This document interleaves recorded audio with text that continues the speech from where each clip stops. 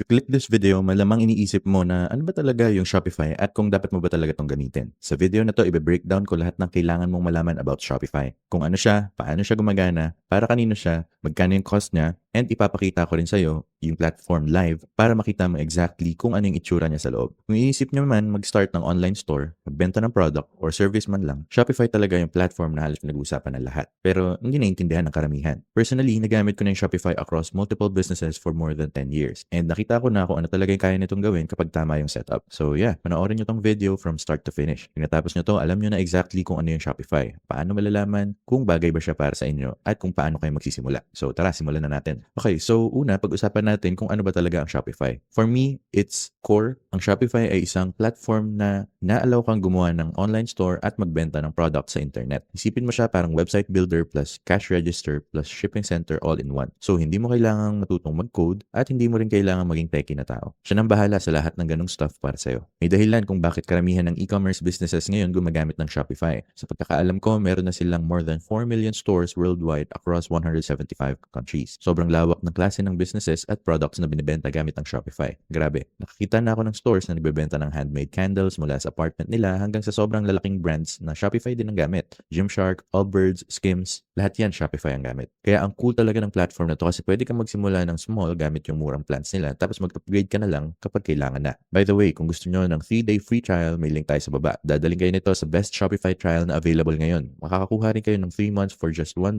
per month kaya sobrang sulit talagang i-take advantage yan. Again, nasa baba yung link or pwede nyo ring i-scan yung QR code na nasa screen para makapag-sign up. Ngayon, pag-uusapan naman natin kung paano siya gumagana at yung pricing model niya. So, ang Shopify is a subscription service. Babayad ka ng monthly fee tapos magkakaroon ka na ng access sa buong platform. After nun, pipili ka ng template. Ang tawag nila dito ay themes para sa itsura ng store mo. Tapos, i-add mo na yung products na kasama yung photos, descriptions, prices, at lahat ng kailangan. Then, i-connect mo yung payment method mo para makapag-receive ka na talaga ng bayad. Tapos nun, hit mo lang yung publish and live na yung store mo sa internet. And honestly, ayun na talaga yung pinaka-basic process niya. Kapag maayos mong nagamit yung themes nila, kaya mong magkaroon ng live store in less than 1 hour. Tapos, si Shopify na yung bahala sa lahat ng behind the scenes to stuff like pag-host ng website, pag-secure nito, pag-process ng payments, pag-compute ng taxes, at iba pa. So ngayon, ipapakita ko naman sa inyo kung ano talaga yung itsura once makapag-sign up na kayo sa account nyo. Okay, alam ko marami sa inyo yung nanonood ngayon na iniisip, hindi ko pa nga alam kung anong product yung ibebenta ko or mukhang sobrang hirap gumawa ng store. And honestly, dati isa talaga yan sa biggest barriers para makapagsimula yung mga tao. Kaya gusto kong ipakilala sa inyo yung Store Build AI at Zendrop. Yung Store Build is isang completely free AI store builder na literal na gagawan kayo ng custom Shopify store in just a few minutes. Nagamit ko na siya multiple times and sobrang galing niya talaga. Bibigyan mo lang siya ng konting direction, tapos yung AI na mismo yung gagawa ng buong store para sa'yo. So pinag-uusapan natin dito yung theme, product pages, copy, basically everything. And yung mga bagay na dating inaabot ng 1 to 2 weeks gawin, ngayon kaya na in about 5 minutes. And gusto ko rin idagdag na hindi lang siya nagbibigay ng empty store. May kasama na itong trending products from Zendrop na proven ng mabenta sa niche mo. So hindi ka na magsisimula from scratch na iniisip pa kung ano yung dapat mong ibenta. Meron din silang sobrang daming resources na helpful at videos na nagtuturo kung paano ka talaga makakuha ng sales. Sobrang importante lalo na kung beginner or intermediate e-commerce entrepreneur ka pa lang. Plus, dahil powered siya by Zendrop, lahat ng products usually shipped in under 10 days, which is a big deal kasi lalo na kung naka-experience ka na dati ng sobrang bagal na shipping mula sa ibang suppliers. Okay, so kung gusto nyong i-check yan, ilalagay ko yung link sa for Store Build AI sa description sa baba. And again, completely free siya gamitin and isa siya sa best ways para sa beginners na gustong magkaroon ng pre-built store. Appreciate ko kayo guys. Now, balik tayo sa video. So, ito yung main dashboard ng Shopify account mo. Makikita mo dito yung analytics mo, makikita mo rin yung mga products mo, yung theme mo, as well as iba't ibang tasks na kailangan mong tapusin. Ngayon, dito sa left side, makikita mo yung order section mo. So, kapag may bumili ng product mo, lalabas at mag-a-appear siya dito. Syempre, blank pa itong store for this video. Pero kung may actual na sale ka na, dito talaga siya lalabas. Tapos dito naman sa product section, pwede kang mag-add ng product by clicking yung button na to. Very simple lang mag-add ng product. Ilalagay mo lang yung title, description, mga photos, price, tapos pwede mo nang iset yung inventory, shipping at variant. Yung mga customers na meron ka sa store mo, nandito rin siya makikita. Pwede ka ring mag-import ng customers kung may existing store ka na. And pwede ka na rin mag-add manually ng customers. Sa marketing section naman, makikita mo yung mga top marketing channels mo. Pwede mong i-connect yung iba't ibang marketing apps dito. Makikita mo rin yung campaigns mo, attribution at automations. Pwede ka ring mag-set ng discounts para sa store mo na applicable sa different products or kahit sa specific time periods. Super easy lang gawin dito. And ito yung mga examples ng discount types na pwede nyong gawin. Pwede mo ring iset yung markets kung saan mo gustong magbenta. So kung gusto mong magbenta internationally, pwede mo talagang gawin yon. Tapos yung finance section naman, dito mo isa-set up yung taxes mo, right? Makikita mo rin dito yung payout balance ng store mo. Makikita mo rin na pwedeng i-activate yung iba't ibang payment methods like Shopify payments, for example. Sa analytics naman, dito mo makikita lahat ng sales mo, returning customer rates, sales over time, average order value over time, at marami pang ibang cool na metric. Then ito yung online store mo. So kung i-click ko to, pwede kang pumili ng different themes. Isa sa pinakamagandang parts ng Shopify is marami talagang free themes na pwede nyong gamitin. For example, ito yung isang free theme na ginawa mismo ni Shopify. Pwede nating i-review yung demo para makita kung ano itsura niya. And as you can see, medyo cool at simple lang siya na setup. Parang clothing company style yung shop. As of now, may 24 free themes kang pwedeng pagpilian and meron ding over 1,000 na paid themes. So basically, meron talagang option na babagay sa exact store mo at sa design na gusto mo. Yung Shopify Store Builder sobrang easy lang gamitin. Parang drag and drop lang na may iba't ibang sections. Kahit ano yung gusto mong i-adjust, pwede mo agad palitan. Halimbawa, kung gusto mong mag-add ng section, i-click mo lang yung button na to tapos pwede ka na pumili from all these pre-made sections. So ganito yung itsura niya sa loob. Ngayon, pag-usapan naman natin kung para kanino ba talaga yung Shopify. So nabanggit ko na ito earlier pero hindi lang siya para sa isang type ng tao or business. Marami siyang different use cases at pwede sa iba't ibang klase ng negosyo. Halimbawa, kung gusto mong magbenta ng physical products like clothing, skincare, accessories, home goods, or kahit ano pa yan, pwede mo siyang i-ship, i-manage at i-benta through Shopify.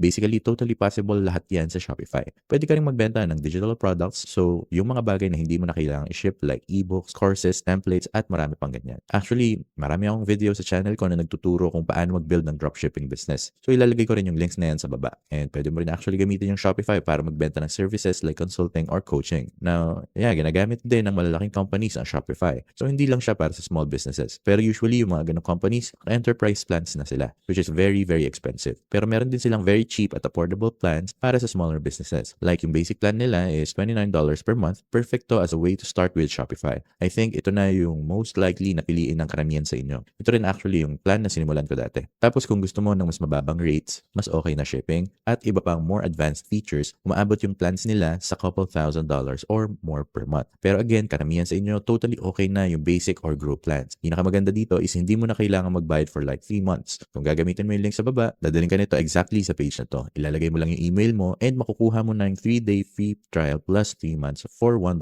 per month. As you can see, kung lilipat tayo sa monthly payment, yung basic plan aakyat siya to $39 per month. And yung grow plan naman magiging $105 per month. So makikita nyo kung alin yung mas bagay sa inyo. Personally, ang gagawin ko probably is yung basic plan muna for maybe 1 to 2 months. And once magsimula ka nang mag-gain ng traction sa store mo, doon mo na pwedeng i-upgrade to an annual plan para makasave ka ng money. And ang cool kasi bawat plan may kasama ka ng Shopify checkout page which really works well talaga. Sobrang ganda ng design at themes. May built-in assistant ka pa na pangalan is Sidekick which is super cool. Kaya niyang mag-handle ng tasks para sa'yo. Pwede ka rin mag-handle ng in-person sales ng madali. And pwede ka rin magbenta sa iba't ibang platforms gamit yung Shopify store mo. Ngayon, pag-usapan naman natin yung pros and cons. And galing to sa over a decade ko ng paggamit ng Shopify. So, pros, sobrang easy gamitin, right? Kaya mong mag-build ng Shopify store and kahit sino kaya matutunan siya. Isa pa, all-in-one platform din siya. So, for me, hindi ako fan ng pag-juggle ng maraming tools. Mas gusto ko yung isang place lang lahat. And yung binibigay ng Shopify, gusto ko rin yung themes at apps nila. Basically, pwede mong i-customize kahit ano yung gusto mo. Maganda rin siya for beginners and at the same time, good din siya for scaling. So, magsisimula ka sa cheaper plan at habang lumalaki yung company mo, doon ka mag-upgrade ng plans. Yung built-in payment processing, sobrang nakaka-easy ng process. And yung customer support nila, really good din. Also, medyo basic lang yung blogging features ng Shopify kung i-compare mo siya sa something like WordPress. So, dapat mo rin i-consider yan, lalo na kung malaking part ng site mo yung blog. Pero kung hindi ka technical na tao, sobrang makakatipid ka ng oras gamit ang Shopify. Ngayon, pagdating naman sa cons, yung una is pwedeng mag-add up yung monthly cost. Hindi siya yung pinaka-cheap na platform out there. Kung gusto mo ng mas murang option, pwede kang gumamit ng something like hosting or website builder. May e-commerce functions din siya and mas mura talaga siya. Ilalagay ko rin yung link ng tutorial sa baba. Pero of course, karamihan ng legit e-commerce businesses, mas pinipili pa rin yung standard which is Shopify. May limits din yung customization unless marunong ka mag-code. Okay lang naman sa karamihan ng tao. Yung mga ibang advanced features, kailangan pa ng paid apps na may extra monthly cost, which is personally hindi ko rin gusto. Also, kung gusto mong lumipat ng platform later on, medyo hassle din naman yung pag-migrate ng store mo. Siyempre, like all platforms, may pros and cons talaga. And for me, para sa karamihan ng magsisimula pa lang ng online store, Shopify is honestly the easiest and most reliable option out there. May dahilan kung bakit lahat ng big e-commerce companies gumagamit ng Shopify. So i-recommend ko talaga na i-take advantage nyo yung trial. Basically, wala ka namang masyadong gagastusin for the first 3 months. Simulan nyo nang aralin yung platform, simulan nyo nang buuin yung store nyo. I really wish you guys the best of luck. Ito mismo yung gagawin ko right now kung nanonood ka ng video na to at na-realize mo na, okay, Shopify yung gusto kong gamitin. So, kunin mo na yung free trial. Ilalagay ko ulit yung link sa baba. Laruin mo lang muna siya, mag-add ka ng test product, pumili ka ng theme, tapos buuin mo agad yung store mo. Gumamit ka lang muna ng free theme for now. Sobrang okay na yun at totally enough na siya. Then, isi-set up mo na yung Shopify payments. And after that, ang gagawin ko is manonood pa ako ng mas detailed na YouTube tutorials para matutunan kung paano i-set up yung mga specific na bagay. Now, sasabihin ko lang, wag mong ubusin yung sobrang daming time sa pag-build ng store mo. Isa sa biggest mistakes na nakita ko and nagawa ko rin personally dati is gumugol ako ng months and months sa pag-perfect ng store. Tapos hindi ako nag-focus sa marketing. Marketing yung pinaka-importante talaga and kailangan mo lang is kahit anong functional store na decent yung itsura, which is totally possible naman gawin sa Shopify ng very, very quickly. Yung malaking part ng effort mo dapat talaga mapunta sa marketing. Yun yung magpapalaki ng business mo. So ayun, that is what Shopify is. Kung matagal mo nang iniisip na mag-start ng online store or magbenta ng something online, honestly, go for it lang talaga. Sobrang baba na talaga ng barrier to entry ngayon. Super easy na gumawa ng site. Isa siyang great way para makapasok sa entrepreneurship. Kung may nakuha kayong value sa video na to, make sure na i-hit nyo ng like button and mag-subscribe kung gusto nyo pa ng more videos like this. Magawa ko ng maraming videos tungkol sa business, entrepreneurship, at personal finance. And yung main goal ko talaga is matulungan kayo na magkaroon ng financially successful life. Maraming salamat sa time nyo and takits tayo sa next video. Peace!